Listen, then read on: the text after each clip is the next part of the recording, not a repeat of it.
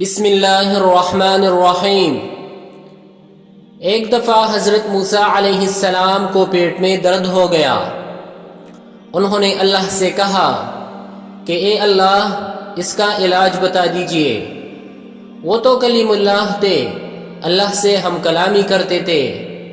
انہوں نے کہا کہ اے اللہ، میرے پیٹ میں درد ہے، اس کا کوئی علاج بتائیے۔ اللہ تعالیٰ نے کہا کہ چاول کھاؤ، بنگلور والے خوش ہو جائیں گے کہ ہم سب چاول ہی کھاتے ہیں۔ حضرت موسیٰ علیہ السلام کو بھی اللہ تعالیٰ نے چاول ہی کا حکم دیا۔ اب حضرت موسیٰ علیہ السلام نے چاول کھائے، لیکن وہ درد کم نہیں ہوا۔ اللہ نے علاج تجویز کیا اور درد کم نہیں ہوا۔ انہوں نے اللہ سے پھر عرض کیا کہ اے اللہ، پریشانی ختم نہیں ہوئی، کیا کروں؟ کہا چاول کھاؤ، پھر بھی ختم نہیں ہوا۔ تیسری دفعہ عرض کیا، لیکن تیسری دفعہ بھی کھانے کے بعد بیماری ختم نہیں ہوئی۔ پھر اللہ تعالیٰ سے عرض کیا کہ اے اللہ، اب بھی ختم نہیں ہوا، اب کیا کروں؟ اللہ تعالیٰ نے کہا کہ فلاں حکیم صاحب کے پاس جاؤ۔ اب حضرت موسیٰ علیہ السلام حکیم صاحب کے پاس گئے، ان کو دکھایا تو انہوں نے کہا کہ چاول کھاؤ۔ اللہ نے 3 دفعہ کہہ دیا تھا، کم نہیں ہوئی بیماری۔ اب یہاں گئے تو وہی چاول کھاؤ۔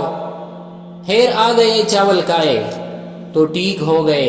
اللہ سے عرض کیا کہ اے اللہ، یہ بات سمجھ میں نہیں آئی، یہ راز ذرا پاش ہو جائے تو بہت اچھا کہ آپ نے کہا چاول کھاؤ۔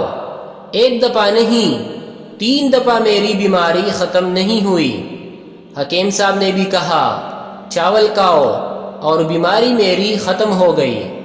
یہ میرے سمجھ میں نہیں آ رہا۔ اللہ نے کہا کہ اے موسیٰ، اگر میں نے کہا تو اس لیے کہا کہ اس کا علاج ہی وہ تھا۔ حکیم صاحب نے اگر کہا، وہ بھی اس لیے کہا کہ ان کے علم کے مطابق بھی اس کا علاج وہی تھا۔ لیکن جہاں تک بیماری کے ختم ہونے کا سوال ہے، وہ تو میرے اختیار میں ہے۔ میں نے ختم اس وقت نہیں کرنا چاہا، اس لیے میں نے نہیں کیا۔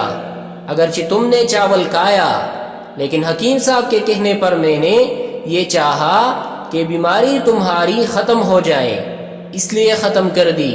اب رہا یہ سوال کہ اے اللہ، اس وقت آپ نے کیوں ختم نہیں کیا؟ حکیم صاحب کے پاس جانے کے بعد کیوں ختم کیا؟ یہ اس لیے ختم کیا کہ اگر میرے پاس آپ کی درخواست پر میں یوں ہی ختم کیا کروں تو حکیم صاحب کا پیٹ کیسے بھرے؟ حکیم صاحب کا پیٹ بھی تو چلنا ہے، ان کی بھی تو دنیا چلنی ہے۔ اس کے لیے یہ وسائل ہے، ذرائع ہیں، اسباب ہیں۔